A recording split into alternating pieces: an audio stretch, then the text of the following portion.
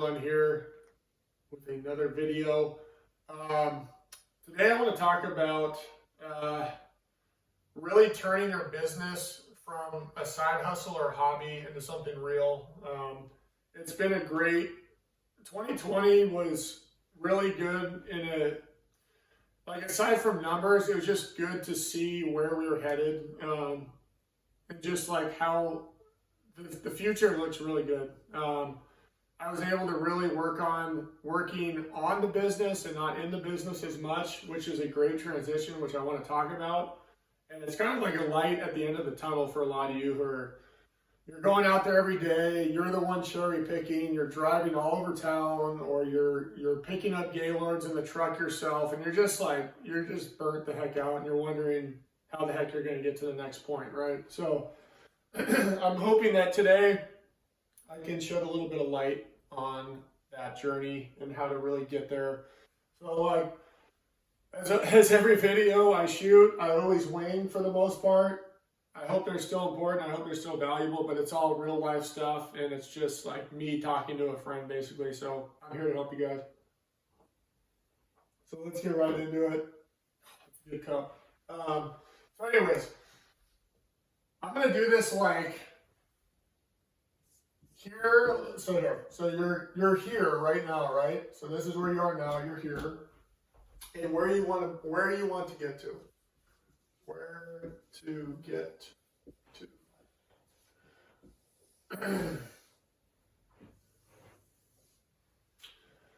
So right now, a lot of you are you're cherry picking.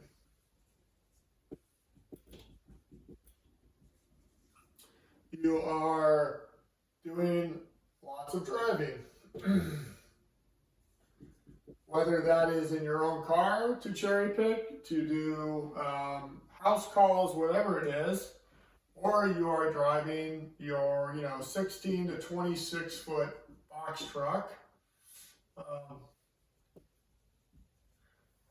to go get Gaylords of books or pallets of books from thrift stores you have set up, whatever it is, right? You're doing that. You are doing your accounting. You're in QuickBooks. Always updating, always stressed out. What category is this? Have I added that credit card yet? It's like, you need to update your account, whatever it is. Most of you don't even have accounting software, and that is a big problem, and you need to get on it immediately because you do not have a real business. If you're not doing accounting, you don't have a real business. I don't care what you say. What else are we doing here? We are listing books ourselves. We are scanning books ourselves. This is all stuff that is low dollar an hour. Hey, this is stuff that you need to get out of immediately. You cannot be doing this stuff. You also cannot be doing this stuff. You're probably going to be doing this for a little bit, but you need to eliminate that as well, along with cherry picking. Anything else I forgot here? Packing books, palletizing. I think you get the idea at this point. So in the beginning, obviously this is not avoidable. In a prior video, I talked about certain levels you're at certain revenue points in your business. Obviously in the beginning, when you're doing cherry picking, you're still going to be at that $5,000 to $10,000 level. You're still going to be doing all this. That's okay. As you progress into like a hybrid model, when you're doing more revenue, you need to start getting out of some of this stuff. Okay. So let me do like a numbered checklist of stuff that I started doing first. That I knew that to maximize my time and be the most efficient, I had to get rid of first, right? So this was by far the first thing. I started paying my accountant, he's an accountant that has a bookkeeping service as well. It's a big firm, and he's well known in town. I started having them. Well, first of all, I got QuickBooks. So I started QuickBooks the first day I got QuickBooks. So I had that running. I had his service takeover. It cost me $200 a month. Now with this, I get strategy calls, coaching calls, whatever. He also gives me a huge discount on our end of year taxes, which is worth it. This eliminated a lot of headache and time for me. This was big. I did this first. Second, I got out of scanning. Full-time scanning. Like I still had to step in every now and then. Maybe someone was called in sick, whatever it was. This was huge. This got talking about momentum, this got me more excited. This got me, this removed me from, you're literally just like a machine, right? You know how it is when you're scanning all day. You're like brain dead, right? How can you think about working on your business when you're working in it like this, right? Like I would argue, at least with listing, like it's a little more stimulating. You can be you can talk to people while you're doing it on phones, whatever, right? It's another level up from scanning. And people who have had employees, it's a lot easier to train someone to scan than to list. So for me, this was probably number 3. I got a part-time lister on, I had a full-time scanner. And then 4 was the cherry picking side. That naturally occurred when we started focusing on getting larger amounts of books. So instead of us going to the books started to come to us. If that makes sense. We had pallets of books coming to us. I still was driving a lot because of liability reasons. I didn't really trust anyone to drive and pick up books yet, and God forbid crash the truck until I got $2 million of insurance. So then at that point, my warehouse manager actually does all this stuff, which is huge. Like I hate driving. I hate driving 2-3 hours to a source or an hour to a source. So I don't have to do that anymore. And then this was just a natural, this could be like 4 or 5 too, whatever. But that's just becomes the listing jobs, the lister's job to do the back end palletizing of books. But so this is just think like low dollar an hour jobs, right?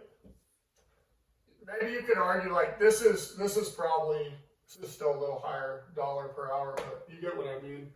Think of this as low dollar an hour, all this stuff, where this is someone you're gonna, depending on where you live, like I've heard people pay as little as $8 an hour for people to scan and list. That's like crazy. I'm in Austin. We pay $12 an hour to start. So I think this is like $12 an hour around there. Pay. My time's worth a lot more than $12 an hour. So I don't do any of this anymore unless I absolutely have to get in and help someone scan. If we're down people, I will jump in every now and then. But where you need to get to is you need to be managing. You want to manage the numbers. You need to develop consistent relationships with large sources, let's say bulk sources. Also, like local thrift stores, stuff like that, local thrifts. You have to make sales calls daily. I always carve out time to make sales calls. That's to work on this. That's to lower, to try and get discounts on current services like waste management, internet. And yes, you can absolutely renegotiate all these. Trucking. You are writing schedules, which you want to remove that pretty quickly. My warehouse manager does this now. Okay? I don't look at schedules anymore, but that's something that you're probably gonna have to do for a little bit. But you need to look at like These are all higher level, higher dollar things, right? That take a lot more brain power, that are very important to your business. Like the average decent sales rep makes between like $50, let's say $30 to $50 an hour. So that's higher level stuff. You know, this is also the same with that, managing numbers. That's management level. That's 50K to 100K a year salaries, right? So think of all these things in terms of, okay, how much money would I pay somebody to do this type of thing, right? How much would you pay a full-time sales rep? And then when you look at like, okay, these people are going to make a lot more money than these people, you have to focus on the high dollar value stuff, right? Because that's why they're getting paid more, because it's more important, okay? So I'm at a point now in my business where I'm like fully over here now, which is it's a great feeling, especially like when I go home now. I don't feel like a fucking train hit me. Excuse my language there, but I really don't. Like, it feels so much better now, and it's just like I did this for 2 years, you guys. More like a year, I guess, because I started to transition, but like I'll still scan every now and then when I have to, like I said. But this is so physically draining, and you have to love it. I do love it, and that's another thing. It's like I love this stuff. If you don't love this, don't do this business. You're gonna fail. Like you are going to fail 100%. Go do something else. Don't do this. But now I'm here, and I'm loving it a lot. Like, I'm actually, for my career, I was in sales for years, so I have that background, so I might have an advantage there as well. But I like making calls. I like talking to people.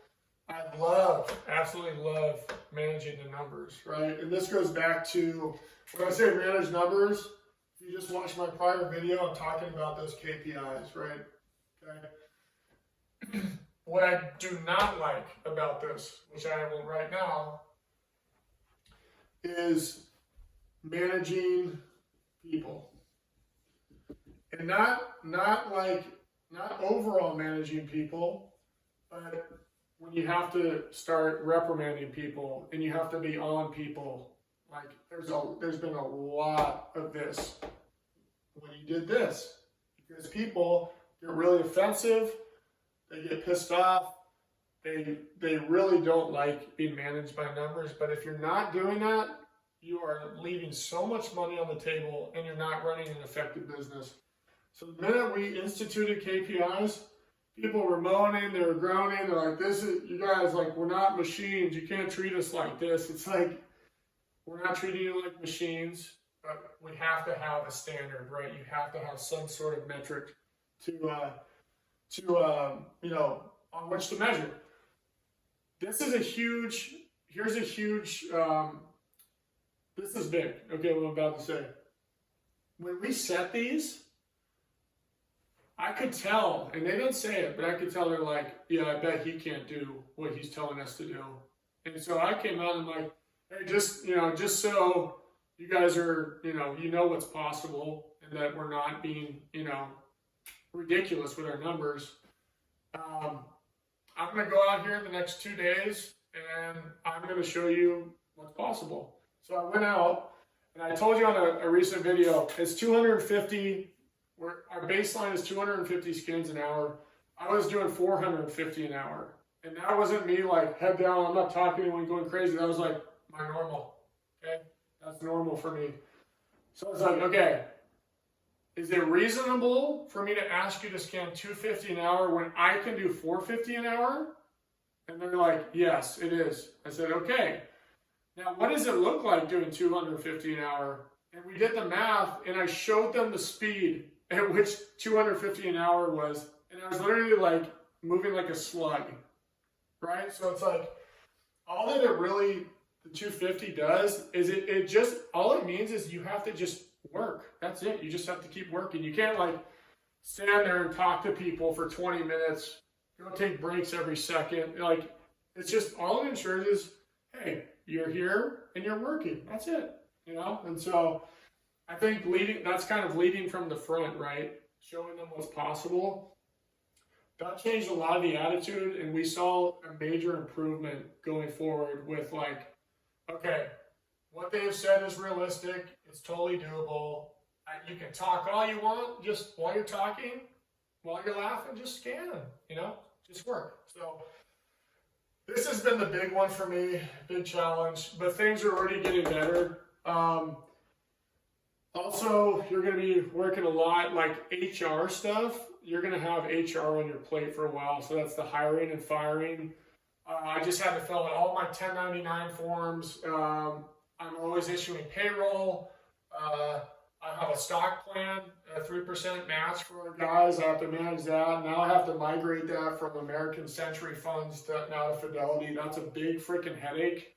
I've got a stack like this big of papers I have to do now to transfer us, which is another point I want to talk about, and I'll end on it, is ADP works with, and a lot of you might use ADP, so this is relevant, and you need to get on payroll legitimately as quick as you can if you're really going to grow this thing. They work with American Century funds, maybe with others too, but they're like so in bed together, like they screw you so bad. ADP gets a 0.5 percentage point in as a referral fee, like on an ongoing basis, which is built into the expense ratio into the fund that they put you in. So not only is your fund picking limited, but all of them, the expense ratios are like 1.44%, including the ADP 0.5%. You guys, that is freaking crazy. That's why we're moving. Fidelity has no referral fee. I'm going to be direct with Fidelity.